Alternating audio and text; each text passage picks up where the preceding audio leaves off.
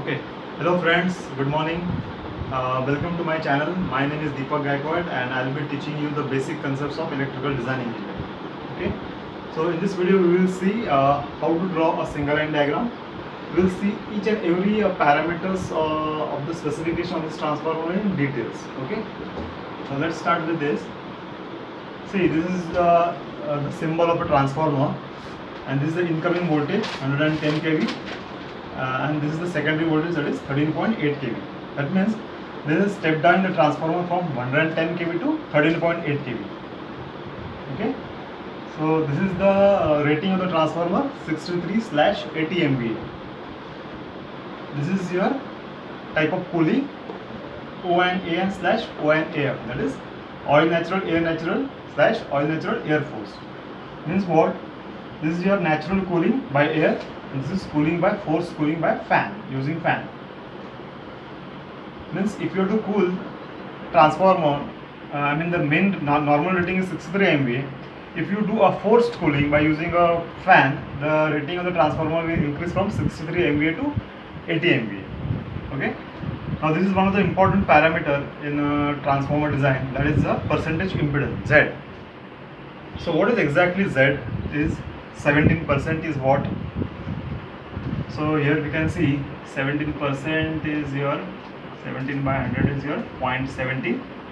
This is 17% of 100 primary voltage, that is 110 kV, which comes around 18.7 kV. So what is this basically? It is a percentage drop, or you can say the voltage drop, or the percentage of the primary voltage used to drive the secondary current at the secondary side of the transformer when the terminals are short circuited. So we can see here. See, this is your transformer. This is your primary voltage. This is your secondary voltage. So when we apply 110 kV, our secondary voltage gets us 13.8 kV. Okay. So when we percentage impedance Z% is exactly what? It is 17% of this voltage required to draw the secondary current, secondary full load current, when the terminals of the secondary terminals are short circuited. So in this case the secondary current is around 3347 amperes. Okay. So to drive this full load current, 17% of the voltage, that is 18.7 kV voltage, is utilized to drive this current. Okay. So normally the range of percentage impedance is between Z is between 0 to 20% maximum. This is the maximum value. 0 is a very ideal case. Nobody use 0 value. That means max to max 20% of the primary voltage is utilized to drive the secondary full load current. Okay. Suppose if you use 100% voltage, let's say your Z is 100%, what will happen? The whole voltage will utilize to drive the secondary current, and there won't be any voltage to drive the loads. Okay. So that's why we are keeping here maximum 20%. In one of my next videos, I will exactly show you what is the standard values for the percentage impedance with respect to the transformer rating. Okay. So in this we will see just the specification of a transformer. Now next point is your on-load tap changer, OLTC. So when your transformer is on, that time we will be able to change the taps. That's why it is called as the OLTC. Okay. There is one more type is there, that is called as the OCTC. There are two types. One is OCTC, another is your OLTC. Okay. OCTC is your off-circuit tap changer.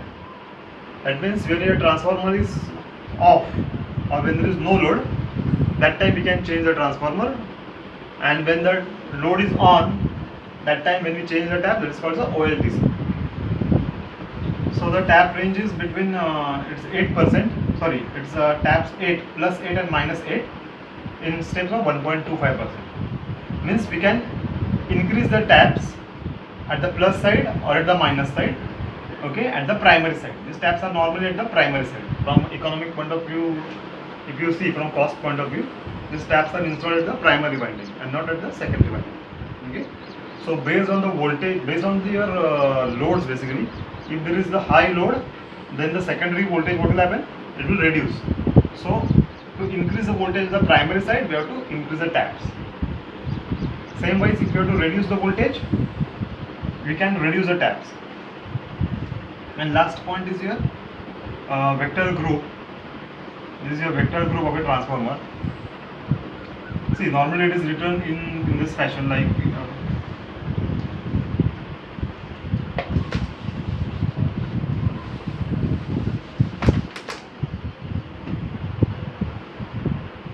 so this is a sequence, HV LV sequence.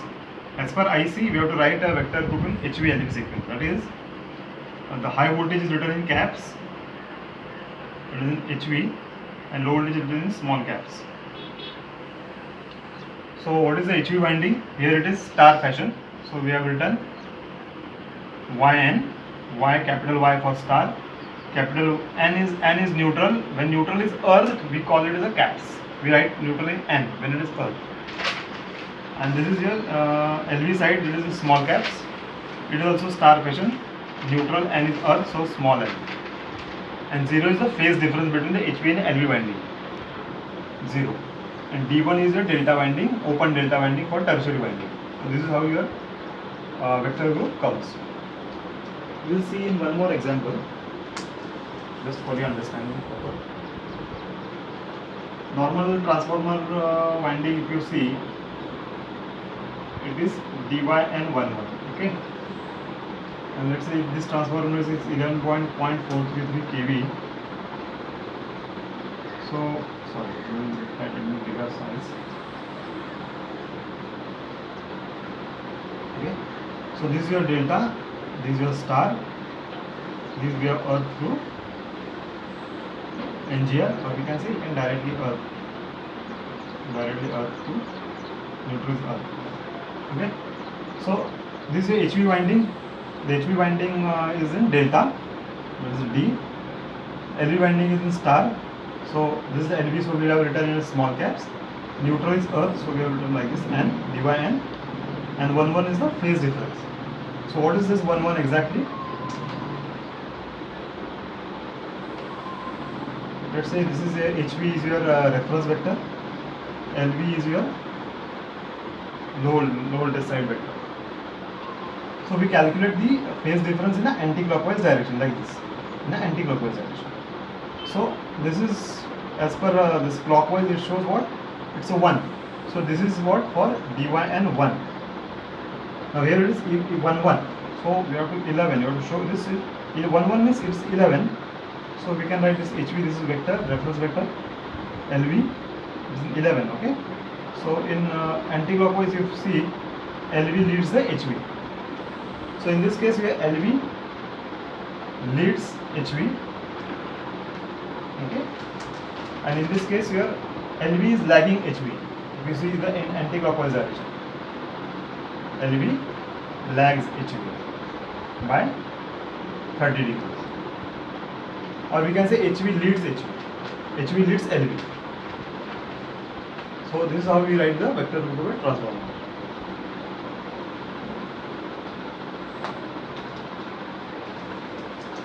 One more parameter we will see.